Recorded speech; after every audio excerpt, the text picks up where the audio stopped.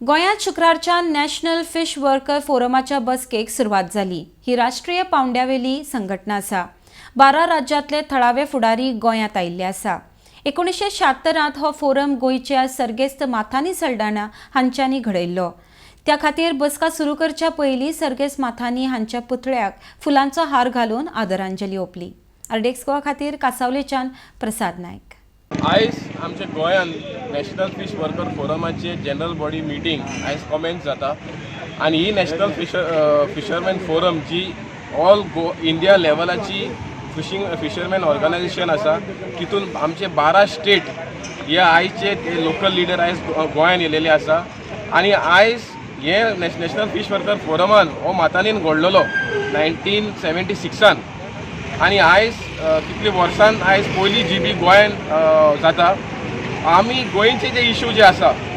जे 3 linear project जे आसा जे फिशरमॅनाची सबसिडी जे देंवयला जे केज फिशींग जे करपाचें आसा हे सगळ्याचेर आमी चर्चा आयज करतले आनी चडांत चड जे आख्खे इंडियेचे प्रॉब्लम जे आसा ते सगळे प्रॉब्लम आमी सॉल्व करतले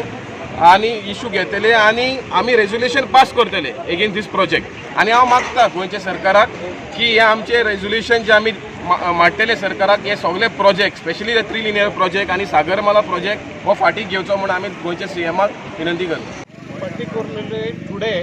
Goa has become a focusing point for all those fisheries activities. अभी का जो गवर्नमेंट है, गवर्नमेंट होना चाहे, लोगों के लिए गवर्नमेंट होना चाहे, मगर मछुआरों के लिए, फिशिंग कम्युनिटी के लिए एक गवर्नमेंट बहुत धोखादायक गवर्नमेंट है। हम गवर्नमेंट को इसी तरह से प्रिंसिपली विरोध कर रहे हैं कि जो जनता खेड़े में है, जो मछुआरे कोस्टल बेल्ट पे है, तो उनके लिए जो साधन सुविधा होनी चाहिए, उनके लिए जो लेजिस्लेशन होना चाहिए, कायदा कानून बनाना चाहे, गवर्नमेंट सेंट्रल गवर्नमेंट वो सब दफा करके मछुआरों को बहुत परेशान कर रही है। आदरणीय मथाना जी सल्डाना जी ने जो पूरे लाइफ में मछुआरों के लिए, डाउन ट्रोडन के लिए, किसानों के लिए जो कुछ काम किया वो बहुत सराहनीय है, वो आदर्श था। तो हम गोवा में NFF की मीटिंग होने के नाते हम पहला दायित्व मानते हैं कि मथाने हल्दानी को हम सल्यूट करें, उनके स्मृति में हम हमारे आदरांजलि व्यक्त करें। आमी आज पळय मातांनी घालना कुठल्याक उब जाले सगळे नॅशनल फिशरीज फोरमाचे एकठांय जाले ते फक्त कशें मातांनी हेजो नॅशनल फिश फोरमाचो फावंडर आनी जेन्ना मातांनी पयलो गोंयच्या राबणकारांचो एकवट घडलो आनी आख्या हिंदुस्थानाक मिटींग घेवन आख्या हिंदुस्थानाक सगळे लोक एकठांय करून आख्खो नॅशनल फिशर फोरम म्हणून घडलो आनी आज मातांनी आसतना ही जनरल बॉडीची एक मिटींग जाल्ली पणजे जीत आसतना आनी त्याच हांगां आज मिटींग जाता। ही मिटींग जावपा कारण कितें आख्या हेका नॅशनल NFFाचे मनीस गोंय पावपाक एकठांय जावपाक कित्याक सरकारान आमचे जायती व्हडलीशी हाडले आमचेर आनी ते आमी नपयत करपा लागून आज आमी मिटींग घेवन आमी डिसिजन घेतले